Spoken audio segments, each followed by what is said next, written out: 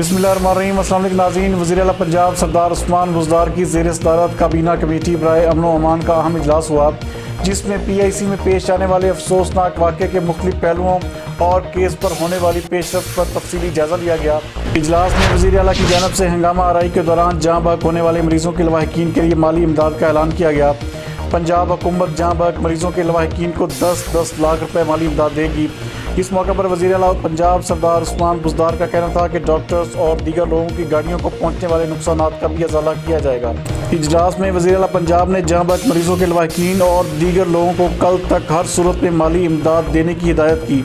وزیر اعلیٰ پنجاب کا کہنا تھا کہ پنجاب انسٹی ٹیوٹ آف کارڈیالوجی میں آلات، مشینری اور دیگر سامان کو جلد از جلد درست حالت میں لایا جائے۔ انہوں نے کہا کہ پی آئی سی کی ایمرجنسی کو فنکشنل کرنے کے لیے ہنگامی بنیادوں پر تمام ضروری اقدامات اٹھائے جائیں۔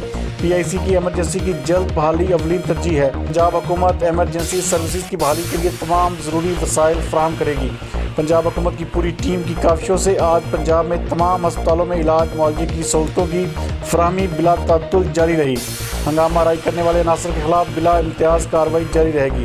صوبے میں امن و امان کی فضا برقرار رکھنے کے لیے ہر ضروری اقدام اٹھایا جائے گا۔ جن لوگوں نے زیادتی کی ہے ان سے کوئی نرمی نہیں برتی جائے گی۔ ہنگامہ آرائی کرنے والوں کے خلاف 2 مقدمات درج کر لیے گئے ہیں۔ پنجاب انسٹی ٹیوٹ آف کارڈیالوجی میں حفاظتی انتظامات کے تحت رینجرز کو بھی تعینات کر دیا گیا ہے۔ اس موقع پر وزیر اعلیٰ پنجاب کو بریفنگ دی گئی کہ پنجاب کے تمام ہسپتالوں میں معمول کے مطابق کام ہو رہا ہے۔